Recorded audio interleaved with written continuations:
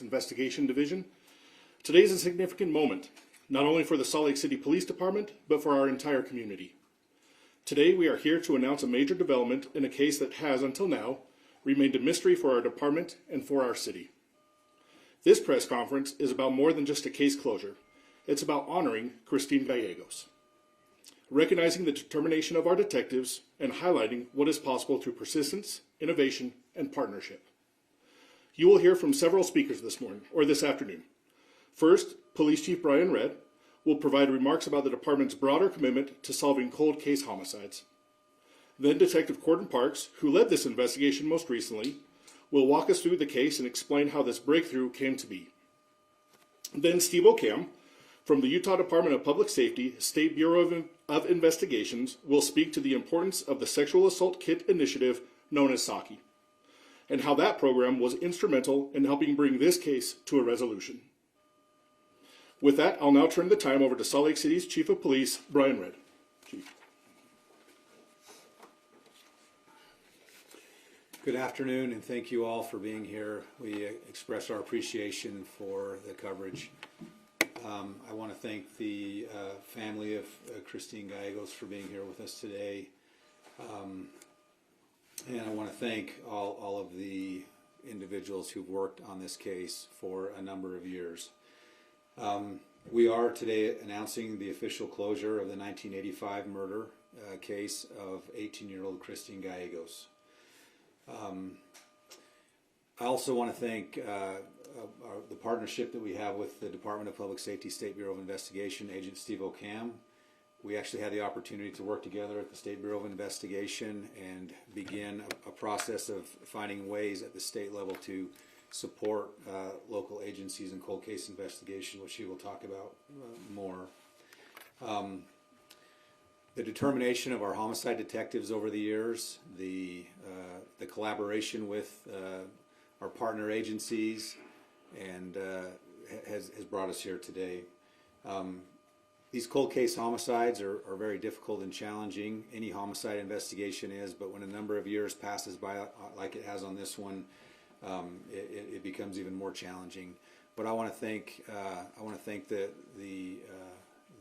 dedication of the detectives, also the advances in forensic technology that are allowing for these cases to be solved, and we just want to reiterate our commitment to solving cold cases here in the Salt Lake City Police Department, and I know that commitment extends across the state.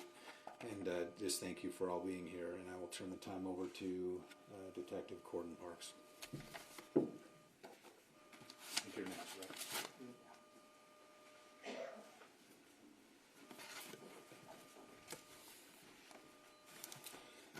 Well, good afternoon, and thank you for coming. Christine Gallegos was last seen alive at 10:30 p.m. on May the 15th, 1985. She told her family and her boyfriend that she was going to hitchhike into downtown Salt Lake City to go to work at a bar. She was last seen alive on 40th West in Kearns as she was walking towards the freeway to hitchhike a ride downtown. 1 hour after she was last seen alive at 10:30, witnesses heard 2 gunshots in the area of 1400 South Jefferson Street in Salt Lake City. Her body lay for several hours on Jefferson Street, was discovered by a passerby at 3:50 a.m. That person called the police and investigation was begun. Christine was severely beaten, she was stabbed, and she was shot twice in the head. Over the years, multiple rounds of forensic testing were conducted by the Utah Bureau of Forensic Services and Sorensen's Forensics here in Salt Lake City. No suspects emerged from that testing. The suspect profile was developed from biological evidence, and that was entered into CODIS in 2010. That profile did not match anybody, unfortunately. The investigation went on for years. In 2023, we consulted the Utah Cold Case Review Board and the State of Utah Crime Lab.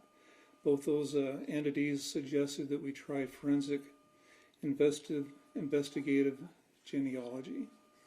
And so we did. We contacted Othram DNA Labs in Texas. We sent them some evidence. They developed a profile that was compatible with forensic ancestry investigation. Several months after we submitted that evidence, they called back and they said that they had developed a likely suspect. That suspect is a man named Ricky Lee Stallworth. Now, when the homicide happened, Ricky Lee Stallworth was an airman in the United States Air Force. He was stationed at Hill Field. He lived in Layton, Utah. He was 27 years old at the time. We took that information and we investigated Ricky Lee Stallworth. We talked to 3 of his 4 ex-wives. We talked to a friend of his. We did what research we could. And we contacted a natural son of his, and we got a voluntary DNA swab from him. We submitted more testing to the Bureau of Forensic Services and to Sorensen's lab, and we were able to determine that his DNA was a match to the biological information profile that was recovered from Christine Gallegos' body.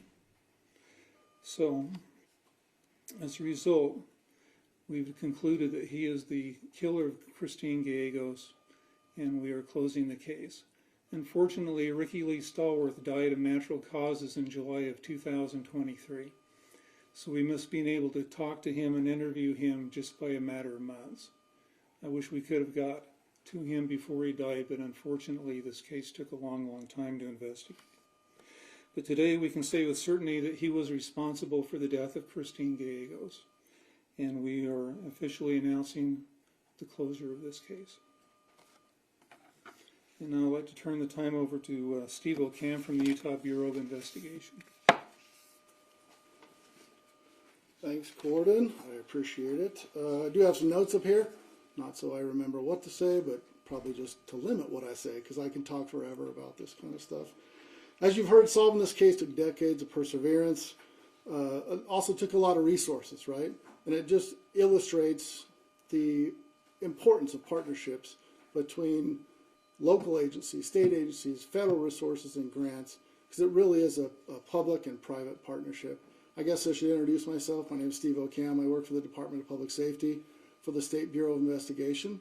I coordinate all the DNA, advanced DNA testing grants. We just got our 3rd one, and with all the police departments in Utah. And in that role, I interact with the Cold Case Review Board, which I sit on.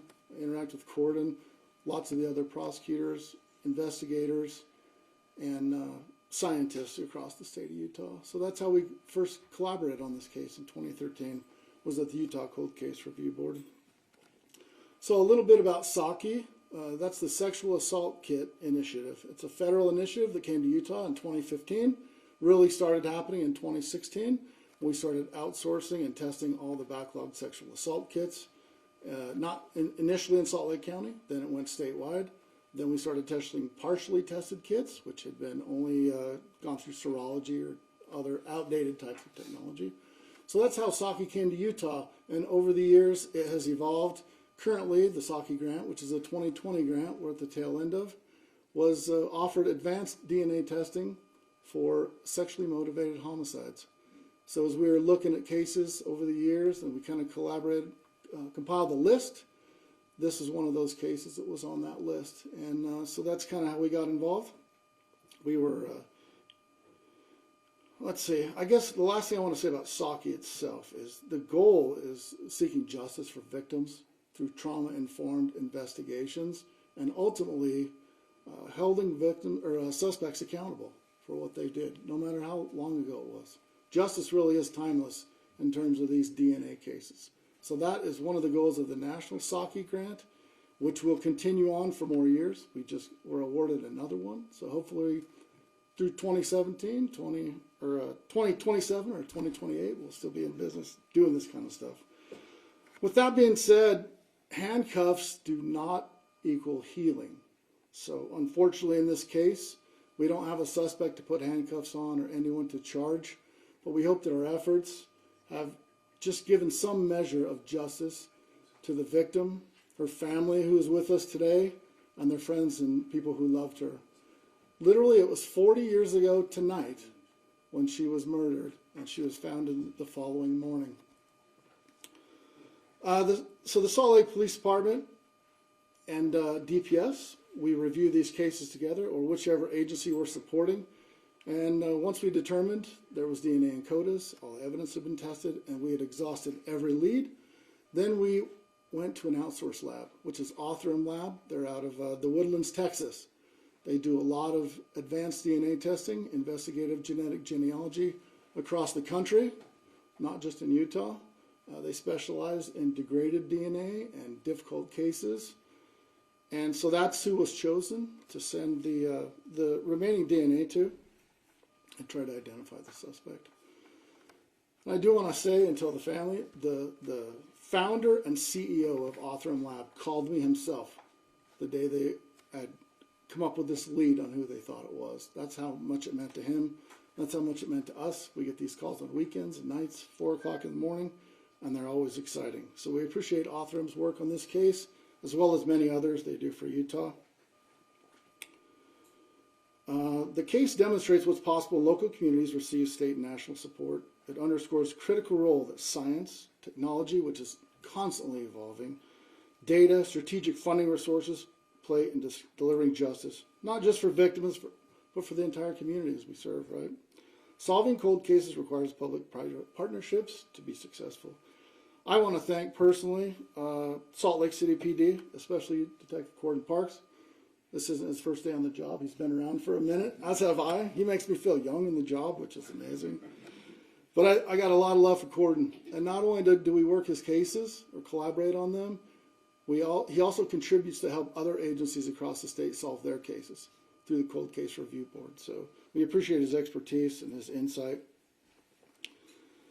On behalf of the Department of Public Safety, and law enforcement throughout Utah, we just want victims and their families to know that they have not been forgotten.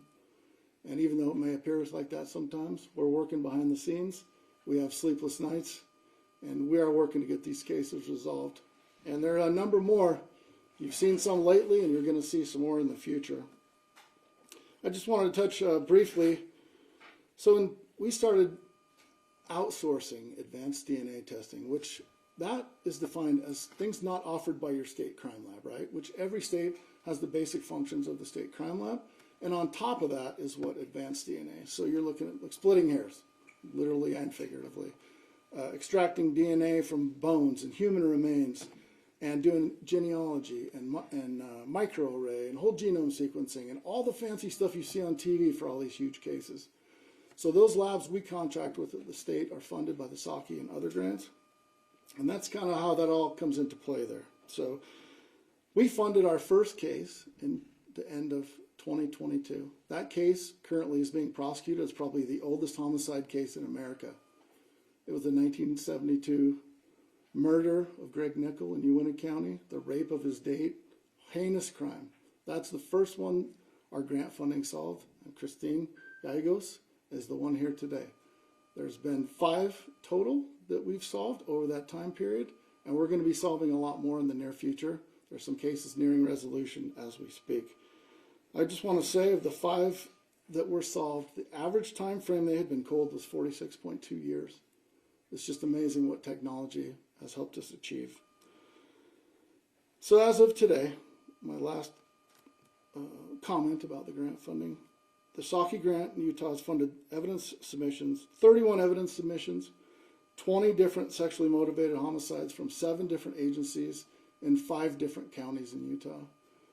We've spent $138,000 in change, and I have to say it's probably one of the best investments of grant money or resources that we've ever made. So with that being said, I'm going to turn the time back over to Brent, and we're going to do some Q&A as well, I guess. So Brent, thank you. Thank you, Steve. Thank you to all of our speakers. At this time, we are going to have Leah, Christine's mother, come up to say a few remarks. Her remarks. After that, we will then open it up for a few question and answers, and then the family is going to be meeting with our investigative team and the family's representative in the room behind us. So, thank you. I'm training myself how to walk through. Okay. Thank you.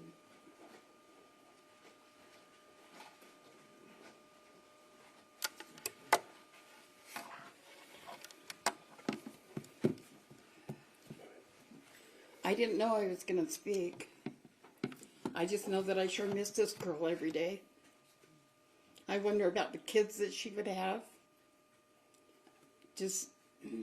And I watch other people with their daughters, their grandkids. I'm lucky I have my son and his grandkids. And I appreciate you all coming here today. And I appreciate the work that they finally put up on her case, and they've never given up. Even though I had thought they had given up, they've never given up. I don't know what else to ask questions. That's it. You good? Can you talk about a few memories of her? What do you remember about your daughter? What?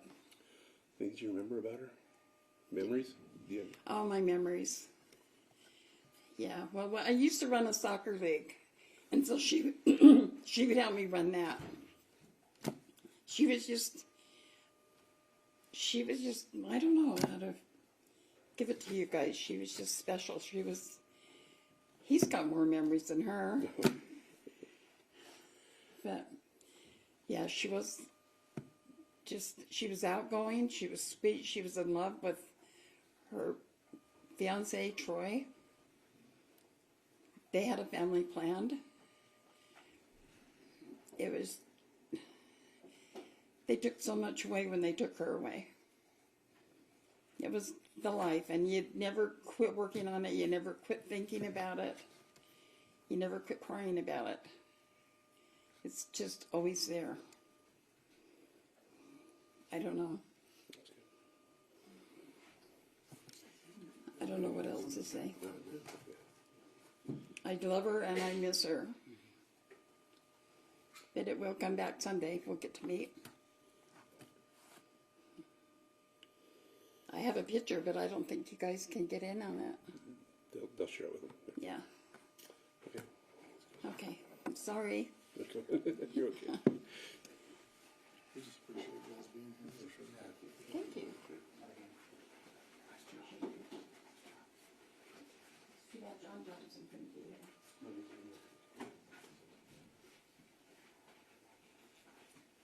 All right, we can now open it up for some questions. So either for Chief or Corey, so to the best of your knowledge, was this just a chance circumstance they met? There was no previous, they never didn't know each other, he just picked her up hitchhiking, and you believe the sexually motivated crime here was the motive for their homicide? Can you switch the microphone?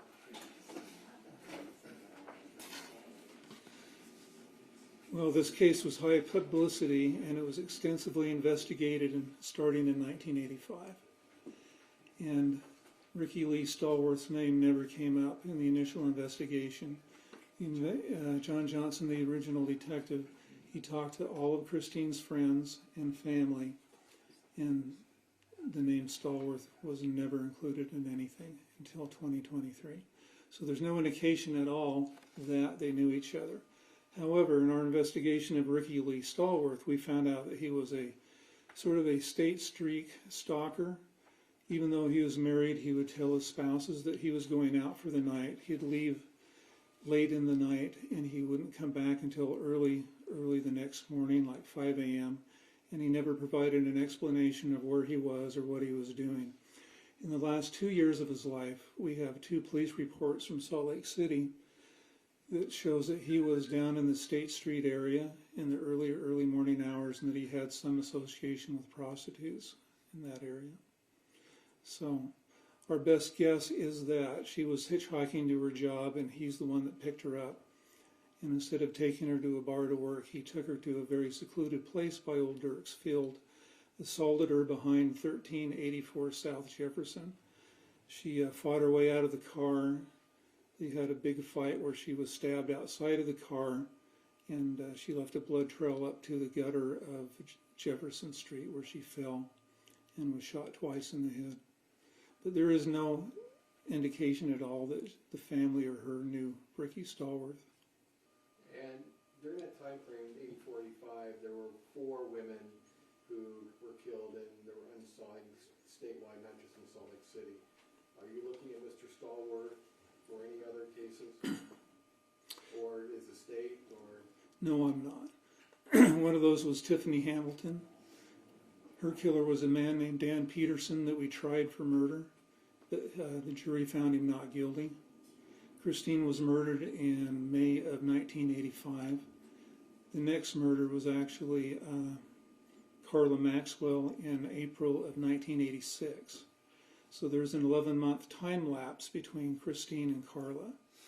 And during that time, we believe that Ricky got rid of the gun and somehow or other Forrest Whittle wound up for it. Forrest Whittle was convicted of the murder of Lisa Strong, and she was murdered in May of 1986. So there. And then to the DNA, this at some point, his family would have had done like a genealogy testing. Is that how you match the two together? I mean, you went from nothing to finding him with a match. So at some point, they did like a family genealogy DNA testing kit, I guess. Yeah, it's kind of out of the area of my expertise, but certainly somebody closely related to Ricky Stallworth did an entry into one of the DNA bases. And when the profile was entered into a DNA base, then it came up being a close match to Ricky Stallworth. And that's about as much as I know about it. I don't want to talk about things I'm not an expert in. But it wouldn't necessarily have to be a criminal DNA entry, right? Oh, absolutely not. These are civilian databases populated with millions of non-criminals. Agent O'Cam, is there anything else you could add to that? Yeah, a little bit. So in terms of the DNA, when you do genealogy on someone, the only databases they use are the ones authorized to be used by police. That will give you kind of a lead of the direction you're going in. And then we did a reference test with his family member, as Gordon mentioned earlier. That narrowed it down to boom, we think it's this guy. Once you narrow down that investigative lead to who you think it is, you still have to do STR DNA, which is traditional crime lab DNA that goes into CODIS. So then you have to go back and do that DNA to confirm you got the right guy. And in that same regard there, the other murder convictions that Gordon was talking about, those offenders have DNA in CODIS that did not match the DNA in this scene. So that would have hit naturally to the case. So we're convinced those two were not involved in this homicide and that he was the only perpetrator that we can tell. So that kind of makes sense. Some of these CODIS questions and DNA are very nuanced and confusing. So. Go ahead in the back. Can you use surreptitious DNA samples in situations like this, or do you need direct samples? It depends on which kind of case you're looking for. We do a lot of unidentified human remains, right? And so we just contact family and go, hey, we think we found a loved one of yours, and get a voluntary sample, right? The law allows for us to collect a surreptitious DNA sample if we're getting so close to the potential offender that notifying them of the collection would risk the case. So that's where the surreptitious DNA samples come into play. You see it on TV all the time. I mean, the secret's out. This is, agencies across the country are using this, right? If they need to, they collect surreptitious DNA. And like I said, all that does usually is give you the genealogy match, and then you still have to confirm it by swabbing the person themselves. So that's kind of how that all works. So you said you had contact with Mr. Stallworth's family. Can you talk about when they learned her dad was a killer, what their reaction was? Go ahead, Gordon. I'll show you. I'm sorry, I didn't quite hear your question. Could you repeat it? When you talk to Mr. Stallworth's family and inform them why you're trying to get DNA, do they have any reaction to him being a murder suspect? I dealt mainly with one of the three wives, and she was not surprised that we would be collecting his DNA for other, criminal acts he may have committed. She wasn't surprised that he was a murder suspect? No. Any other questions? Thank you. Oh, This one for the chief. Like her mom explained, sometimes people may think that you give up on these cases, or what message do you have for the community? I would say that we are committed, and as I'm sitting here listening to Agent O'Cam and Detective Parks, when you go back, and I was at the Department of Public Safety, to apply for these federal grants to get the funding to test the sexual assault, the kits, you know, that's a process that requires legislation, it requires federal grant funding, it requires a lot of training, and this doesn't happen overnight. So that was step one. And then we developed in the state a cold case review board, which Mr. Parks is part of, Agent Ocam, and many other experienced detectives and forensic personnel across the state. These cases are then, you know, there's a number of them in the state. These cases are brought to that cold case review board, and so it does take a long time. And sometimes families may feel like they're not getting the service they want, but these cases are going on. But it just, I think what I heard today, and I think what we all heard, is there's a level of investment in Utah to resolving cold cases that's been going on for over 10, 20 years, but we're now starting to see the fruits of that in many of these cold cases being solved. And we're not going to stop solving these cases. We're going to continue going on for the families and working through it. But you know, our hearts go out to the families, and there are times where it feels hopeless, but we are working. The state of Utah, law enforcement, forensic personnel, intelligence analysts, we're all working to solve these cases. Thank you, everyone. The family's now going to be with our investigators.